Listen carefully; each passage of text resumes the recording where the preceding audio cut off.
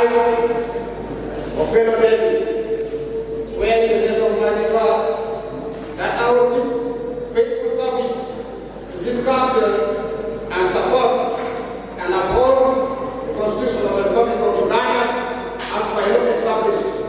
So help me God.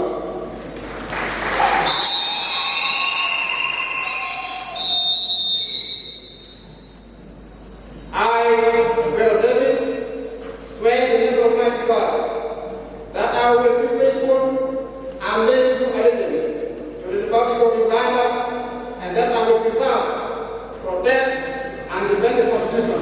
So help me God.